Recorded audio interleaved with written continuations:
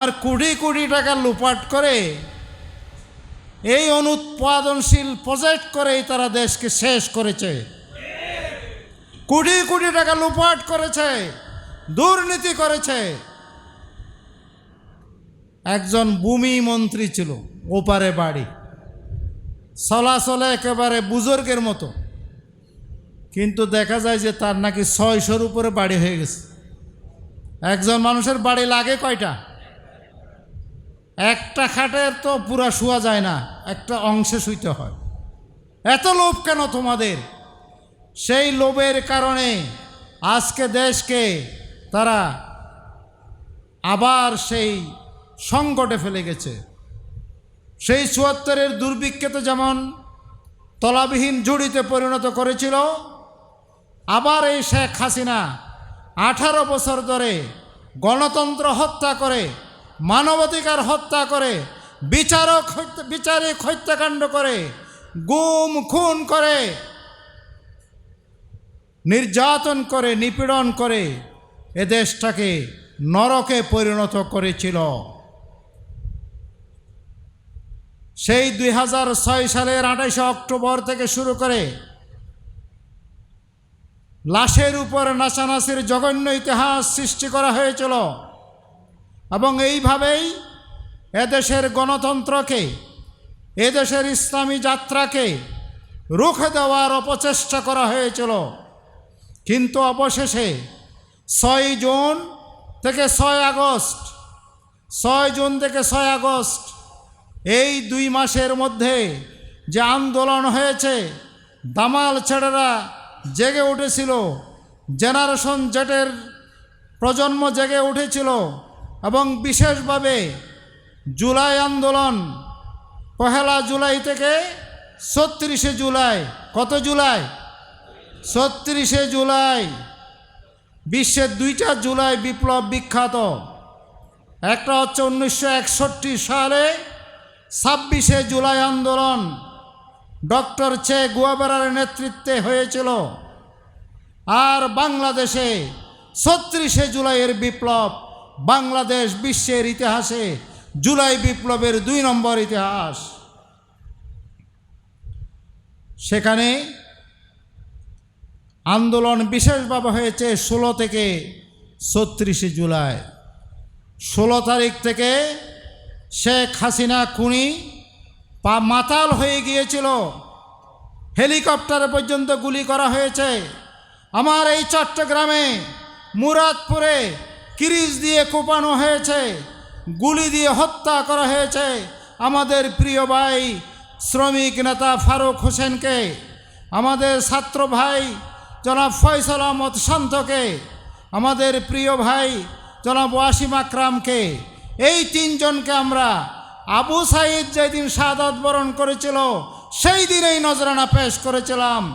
এই শহীদ ফারুকের ময়দান, এই ওয়াসিম আকরামের ময়দান, এই ফয়সাল আহমদ শান্তর ময়দান আমরা কখনো বিজয় ছাড়া অন্য কিছু স্বপ্ন দেখি না। ইনশাআল্লাহ কি বিজয়ের জন্য কাজ করতে পারবেন? ইনশাআল্লাহ। তাহলে সেইভাবে আমাদেরকে কাজ করতে হবে। আর যেই জেনারেশন জেড বিপ্লব করেছে সেই জেনারেশন জেডের পীর সাহেব ছিলেন আজকের প্রধান অতিথি। তিনিই গাইড করেছেন, তিনি নির্দেশনা দিয়েছেন, তিনি যুদ্ধ পরিচালনা করেছেন পুরা চট্টগ্রামের। কাজেই সেই যুদ্ধের মহানায়ক আপনাদের সামনে গুরুত্বপূর্ণ কথা বলবেন। আমি এতটুকু সংক্ষেপ কথা বলে আপনাদেরকে দায়িত্বশীলতার পরিচয় দেবেন। সেন্টারে কমিটি করবেন, বুথভিত্তিক এলাকা চিহ্নিত করবেন, সেখানে কমিটি উপকমিটি করবেন। আপনি একটা সেন্টারের একটা বুথে 500 প্লাস মাইনাস ভোটার থাকে, 468 থাকে, 507 থাকে, 480 থাকে, এরকম 500 প্লাস মাইনাস ভোট থাকে একটা বুথে। সেই বুথ হবে ভোটের দিন, কিন্তু সেই বুথের জায়গাটা চিহ্নিত করতে হবে আজকে। 5 নম্বর সেন্টারের 8 নম্বর বুথ, 5 নম্বর সেন্টারের 8 নম্বর বুথের লোকজন আসবে আব্দুল জলিল কলোনি থেকে। সেই আব্দুল জলিল কলোনিটা চিহ্নিত করতে হবে। আবার 6 নম্বর মহিলা কেন্দ্রের 6 নম্বর বুথের মহিলারা আসবে একই এলাকা থেকে। তাহলে মহিলা ভোট কেন্দ্রের বুথ চিহ্নিত করলেন, পুরুষ ভোট কেন্দ্রের বুথ চিহ্নিত করলেন। এই দুইটা বুথের ভোটার আসবে কোত্থেকে? আব্দুল জলিল কলোনি থেকে। কথা কি বুঝাইতে পেরেছি? বুঝাইতে পেরেছি? এখন আপনার কাজ হচ্ছে আপনার সকল দাওয়াতি কাজ, সকল সাংগঠনিক কাজ, সকল সামাজিক কাজ, সকল ভোটার যোগাযোগের কাজ ওই আব্দুল জলিল কলোনিতে করবেন। তাহলে আপনার ভোটের দিনে আর টেনশন করতে হবে? টেনশন করতে হবে না। এই আব্দুল জলিল কলোনিতে যে 500 ভোট আছে তার মধ্যে দেখবেন যে 5 থেকে 10টা ভোট ব্যাংক আছে। সেই ভোট ব্যাংকের কাছে শফিউল আলমকে নিয়ে যেতে হবে। উনি 500 জনের জনে জনে যেতে পারবেন না। ওই 500 ভোটারের যারা লিড দেয় 5 জন 7 জন, এটাকে বলা হয় ভোট ব্যাংক। সেই ভোট ব্যাংকে শফিউল আলমকে অবশ্যই নিয়ে যাবেন। সেখানে দাওয়াতি ইউনিট করবেন, সেখানে কমিটি করবেন, লাইন ভিত্তিক কমিটি করবেন, উপকমিটি করবেন। কি পারবেন ইনশাল্লাহ?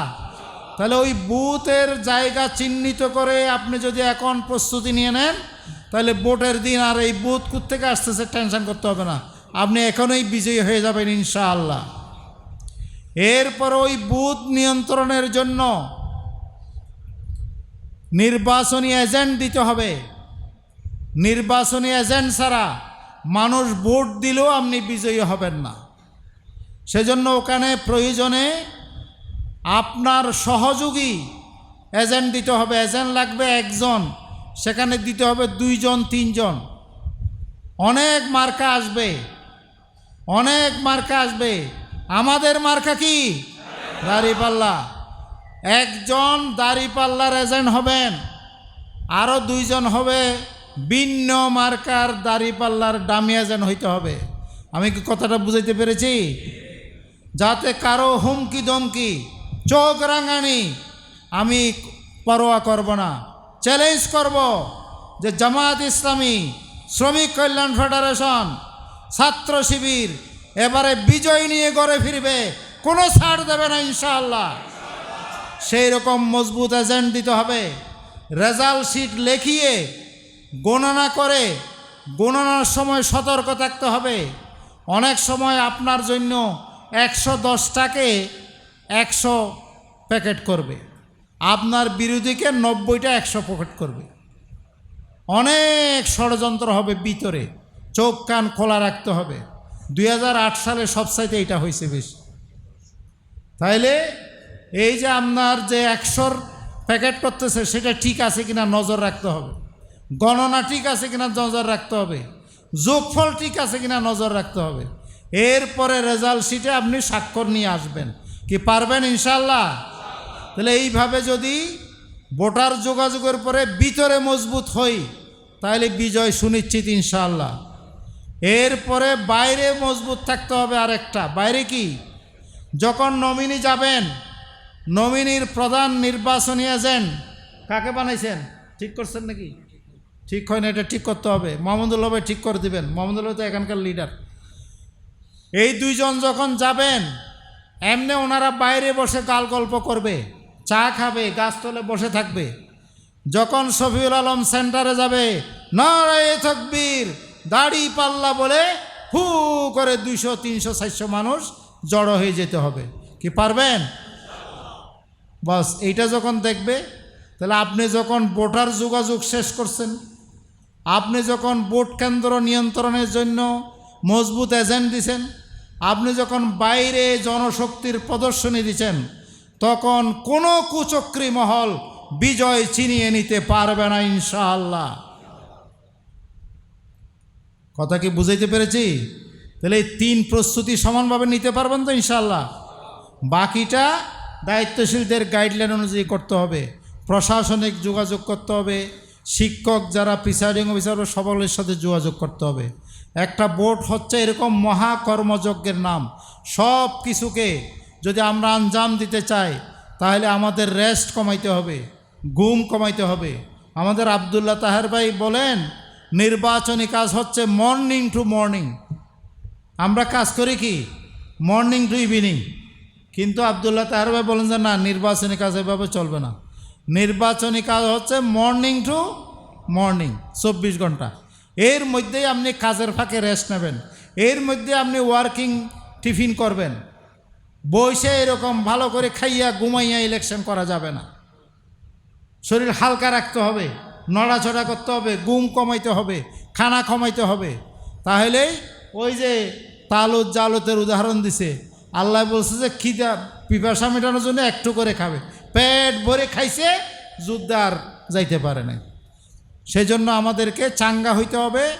ওইভাবে সকল শক্তিকে একত্রিত করে আমাদেরকে এখানে আর্থিক কোরবানি দিতে হবে। জান মাল দিয়ে যদি আমরা আল্লাহর উপর ভরসা করে নেমে পড়ি, তাহলে ওয়াকানা হাক্কান আলাইনা নসরুল মুমিনিন, আল্লাহ অবশ্যই সাহায্য করবেন ইনশাআল্লাহ। কি সেভাবে কাজ করতে পারবেন ইনশাআল্লাহ?